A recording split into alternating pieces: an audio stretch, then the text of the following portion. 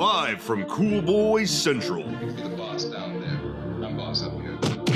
From bat tips to bat nips, we are just three cool boys revisiting Batman, the animated series, and wearing hats. This is Batman and Beyond, a Cool Boys podcast. I see Batman and Beyond. Greetings, Cool Boy Nation, and welcome to another installment of Batman and Beyond, a Cool Boys podcast. I'm Felk. I'm Ballard. And I'm Steve. So cool, Steve. Very cool. Well, Cool Boy Nation, this episode we will be discussing third in production order in our episode tonight, Nothing to Fear. Directed by Boyd Kirkland and written by Henry T. Gilroy and Sean Catherine Derrick. I don't know if that's a man or a woman. It aired September 15th, 1992, and features the first introduction of the Scarecrow. Ooh, I love this version of the Scarecrow. Wikipedia says, Batman encounters the Scarecrow and attempts to foil his scheme to burn down Gotham University, but in the process is exposed to the Scarecrow's fear gas and is forced to face his own guilt over the death of his parents. You know, on that note, though, I thought that was, this is like a classic theme that just runs throughout Batman, is his fear that he's not living up to his parents' expectations. So I thought that was... Man, absolutely. Couldn't we all relate to that in 1992? It was tough. Can. It was tough. Yep. But being 10 and, already the black sheep, Of your family? I was an only child, like Batman. Oh, okay. So I could relate to him that way. Yeah, I did think that it was interesting that they just bring up that common thread that just happens a lot, throughout the series. Is Batman living up to the Wayne name? Is Bruce living up to the Wayne name? And how does he portray himself and all that? Yeah, totally, absolutely. That's definitely the underlying theme for this episode, and I just love how at the very beginning there's a Tiny Toons Adventure comic book being read by the security guard. It's total. I like that too. Very meta. The whole, once again, the show just has fun. I had a note here about Tommy guns. It seems like they really were obsessed with Tommy guns. Well, then it was the 1920s, kind of, not really. But no, not clear because they have TVs. Yeah, it's the future and it's the 1920s. It was this weird mixture. For sure. Total amalgam. But I liked how Dr. Long was just a complete dick to Bruce Wayne about ruining the Wayne name, just like for no reason. Dude, the guy was a dick, man. He was fucking giving Summer the worst interview ever. There's Summer again. She's just there to help push along the story. I feel like they use her a bunch of times. And to look foxy in the boxy. I also like how it's established very early on in this episode, right when Scarecrow shows up. This is a heist. No, this is not a heist. This is a revenge plot. And this is fucking Scarecrow just, I'm going to burn it all down. He has the goons that are these classic dumb goons that these are hired goons, okay? Like Joker gets hired goons and then he kind of kills them, but these are real hired goons. Hired goons. Hired goons. Who is it? Goons. Who? Hired goons. Hired goons. Hired goons. They I know you're doing Phil Simpsons. Yes. They look very much like 1920s, 1930s gangsters. Oh yeah, double-breasted jackets and shit for sure, and they're fucking they're like fedoras. Everyone rolling in a fedora, that's crazy. Yeah. And Tommy guns, and they all have 1920s cars, and they have amazing helicopters that look like they were designed in the 20s, but cannot be, obviously, for obvious reasons. That helicopters, didn't look anything like that then. Well, at no point in American history has blimps been what dominated the skies of any major city. No, but this is a world where I imagine the Hindenburg didn't happen. That's like an alternate reality where that event never occurred, and so everyone was so many just like, blimps crashing into buildings. But I mean, in the show, the Hindenburg did happen, and immediately after that, they figured out, oh shit, we can't use whatever the fuck they put in there, hydrogen, and they had to use helium, which is a great episode of Archer where he cannot grasp that. that helium is not flammable and that the blimps are safe. And yeah, there were blimps, obviously, at some point in the 30s, right? Because like Last Crusade has a blimp in it as like a standard mode of transportation. People have had blimps, but I'm guessing they're tapping into like that 1930s like idea that like blimps were the future and blimps would be everywhere, and never really grasped that like, no, Pan Am's gonna make it airplanes and private use is gonna make it helicopters. Blimps are never going to take off. So like that was already the world. Blimps are planes and helicopters in 1992. They were just hearkening back to like an alternative history. I'm just trying to grasp here because like there's a lot of fucking blimps in this show. I love it. It made me love Fringe all that more when they eventually go into the alternate reality of Fringe and they have blimps in that world too. Like I love that shit. Well, they're also in Sky Captain of the World in the world of tomorrow, but like the only successful thing that uses like blimps everywhere is probably this Batman the Animated Series, and that was only like the first season. After that, the blimps kind of disappear. Oh yeah, just because they just ain't no burned blimps in Mask of the Phantasm, you know. Well, back to Batman, this episode, Nothing to Fear. So eventually, what happens is, Scarecrow is doing this revenge plot, and he's just trying to burn all this money down and destroy this world, and Batman comes and capture him, and he does this like he's got his gas mask on. I just love it. Batman's never dealt with Scarecrow, but he's got his gas mask on. He gets it. He's already picked up on the shit's in the air. Got to come protected, and then Scarecrow shoots him in the back of the neck with a fucking syringe, and that's where we establish Batman's got issues with his family legacy. Specifically his dad. I like how often in the show they do those cliffhangers where Batman right now is, he's falling down and the fire is going to burn him alive. And then when it cuts back from the commercial break, fire sprinklers or it's like it's not a cliffhanger. It's not a big issue at all. It's just some quick fix, Steve, to your point, we'll see in a little bit as well. Is that there's another act right break. Now.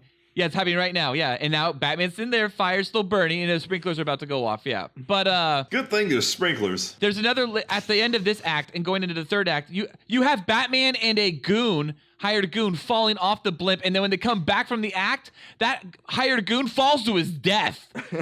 Like it's fucking like all of a sudden you come back and crash into the fucking awning, and it's the kind of awning hit where like he broke his neck, he broke his back, he's dead from just the impact alone. Probably bounced another 50 feet straight up before he came right back down on the pavement. Like the dude is dead. It's a great. I love the way they went to their commercial breaks for the show. Right here, where I think Bullock comes out and he's still the antagonist to Batman, and then Gordon is. He has every right to be right here too. He has every right to be because Batman steals evidence. I like the dynamic. I like how the show already sets that up though. It's like Bullock versus Batman, and then versus Gordon, and then they're all like kind of fighting each other, I guess. Yeah. You have Gordon still learning to trust.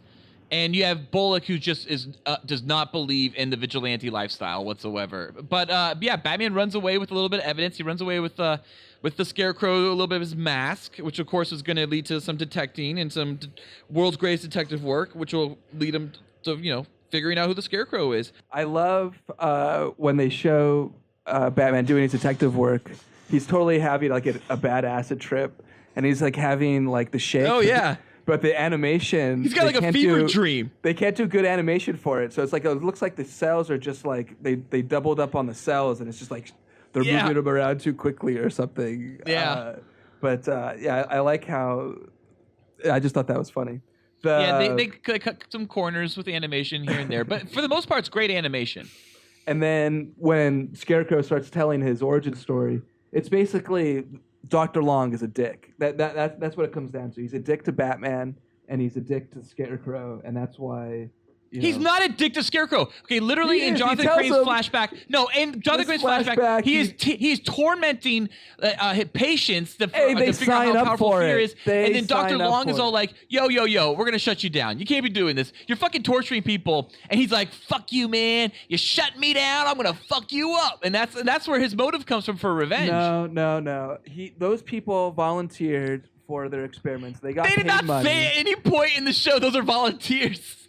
It is not clear, like, because like he wouldn't have just kidnapped those people. Like the girl with the roaches all over her, even as a kid, that grossed me out. I was like, I don't like that. But universities have experiments, and it's a college, and people they sign up for those things, and they knew what they were getting themselves into. And, Yeah, like maybe Peter Venkman wants to fuck you, or maybe because you're a guy, he just electrocutes you.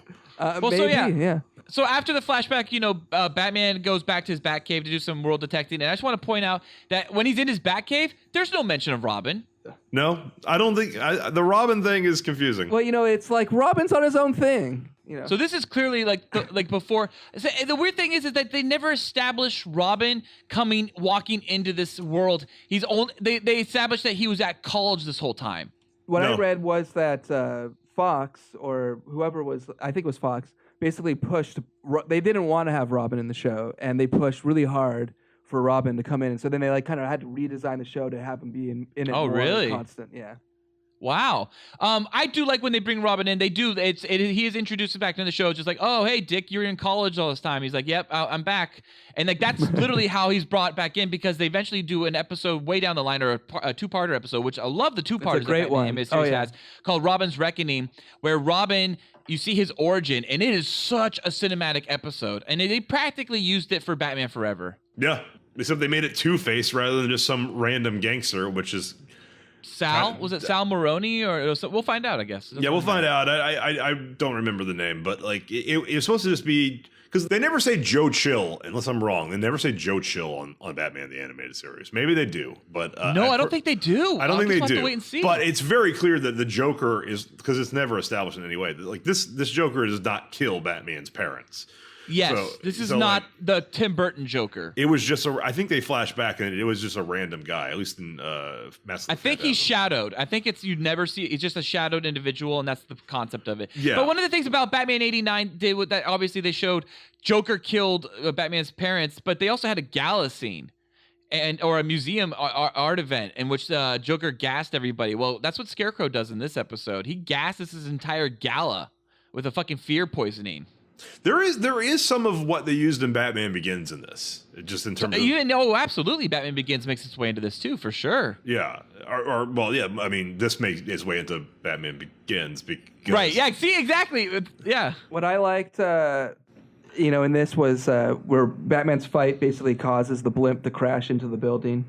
Yeah, but before he does that, before he fights and gets on the blimp, like he actually like goes to the gala, and all these people are freaking out and having the worst fears of their life, like in front of them, right? Like as these hallucinations, and then Batman shows up, and all of them are suddenly like, oh, let's attack him! This man Bat character, and they all freak out and they attack him. But rather than run away from him, and be scared of him, which they did that right in Batman Begins, where when people they attack see him in Batman Begins. Do they? Well, those are the criminals, though. Well, not that's like people in not the like Narrows elites. felt. You're just calling poor people criminals. It's just the people from the Narrows. That's all. And some of them were escaped from Arkham. Some. Because Arkham's in the Narrows. Some. But they do go to show that like there's people like just in hoodies and not just people in prison gear that actually are attacking him. Are most of them like scared of him when he's flying over them because they see? Yeah, his, but when he glowing? before he starts to fly though, they do like all like come after him and beat on him, and he has to like use the what do you call it? The fucking the monorail to get him around Gotham, and he pulls him out of the group. But in this one, he actually does the same thing, and he pulls himself out of the way. What does he call that? I guess he uses his grappling hook. What do you call that? Grappling hook. What? Grappling hook. Grappling hook, yeah. And he catches on to like this cable with the gas and jumps up and gets onto the fucking blimp. Yeah. And then he has the most epic blimp fucking finale. It's like it actually crosses over from Act 2 into Act 3. You know what I love about the beginning of Act 3 is that it's a lot of blips. Batman using the classic line, "I am vengeance. I am the night. I am Batman." And yeah, I am Batman, We're not there yet. and that's their way of working in the phrase "I am Batman" into their show, I enjoyed it, which is a common phrase. Yes. Yeah, and just to be even like just to bring it back to make sure I really hit this home. So when Batman gets onto this blimp, he does get, all of a sudden they see him and they send one of the goons out. One of the hired goons has to go and deal with Batman on top of the blimp, and this guy goes up there, shoots at shit. It causes the blimp to like crash into a building, and then him and Batman just go toppling over. And there's a moment where you can see Batman actually reaches out to grab the guy, can't get him, and just goes, "Fuck it, I'll save my own life," and saves himself. And then they cut the break, and then coming into Act 3, the dude is just falls all the way down to the ground to his death. Really? It's so great. It's I so fucking great. I didn't note that. I didn't see that. Oh, you're about to watch it right now.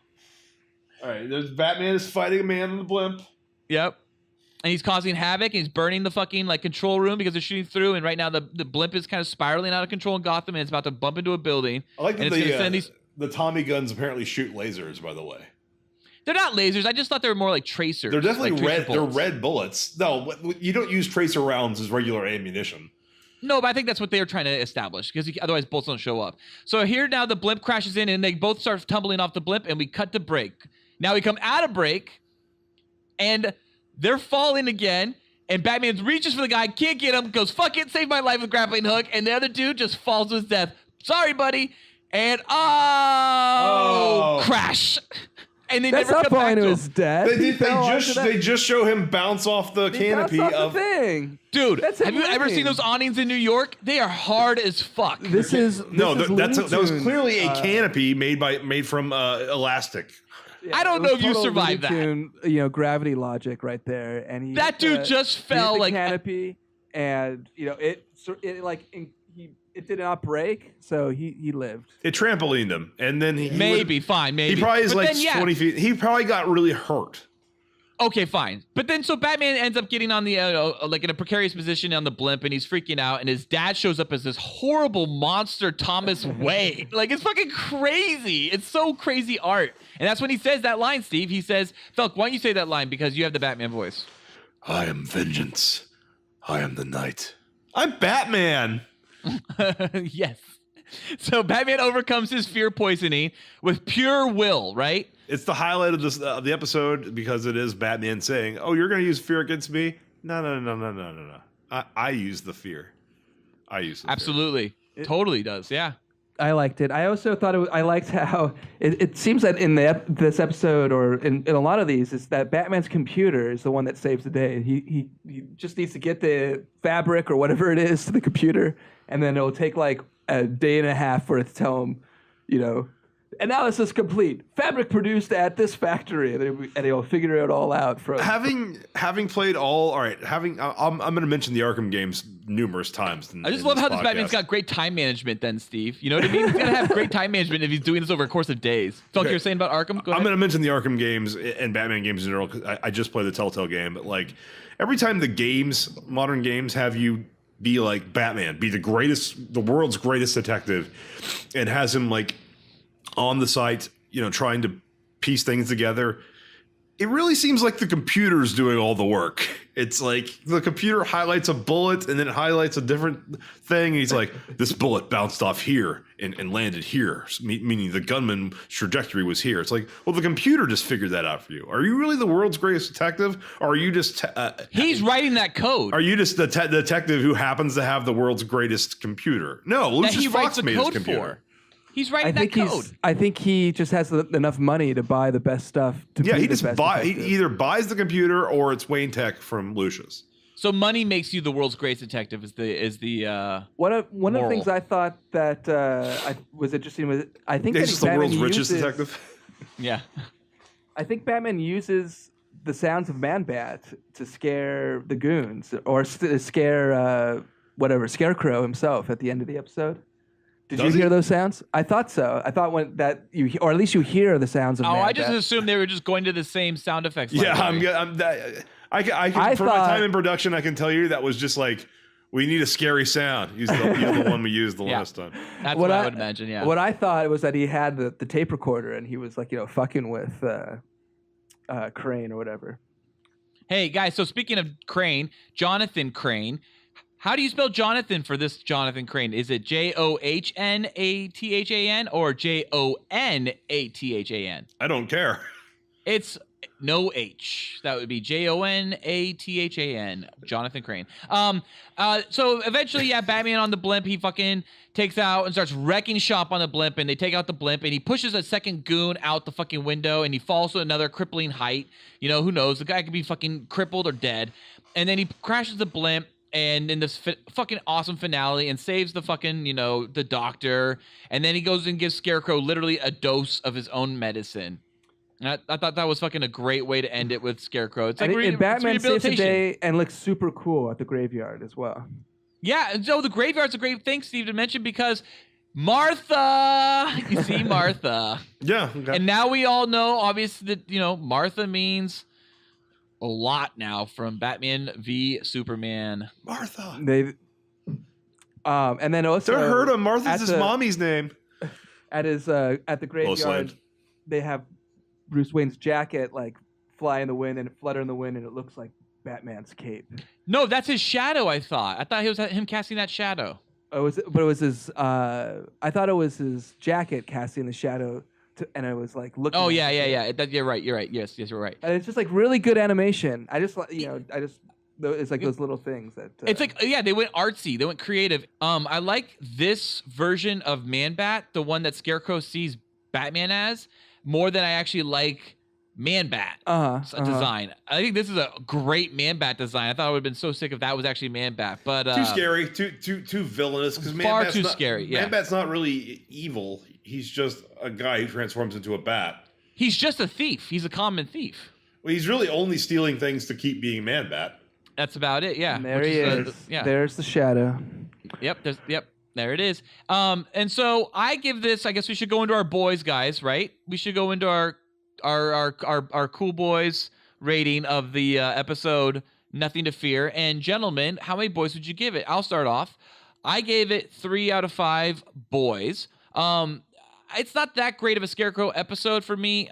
There's a lot more, because one of my favorite things about Scarecrow episodes is that the hallucinations get so fucking vivid and crazy, and they get so dark.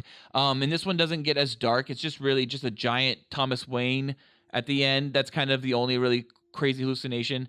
But that blimp sequence is what literally makes this 3 out of 5 for me, because that whole second half of the episode that takes place on the blimp is just fucking amazing. Like I said, early on, they still had to prove themselves in terms of the censors to the FTC, like that. Like, yes, totally. Adults are watching this show, and the kids that are watching this aren't like 4; they're like 12, and they can handle a little more graphic or a little more at least evocative stuff, which is why you get like the further Scarecrow stuff that's a little bit more cerebral and a little scarier. And this one, it does feel very, very censored and very wholesome.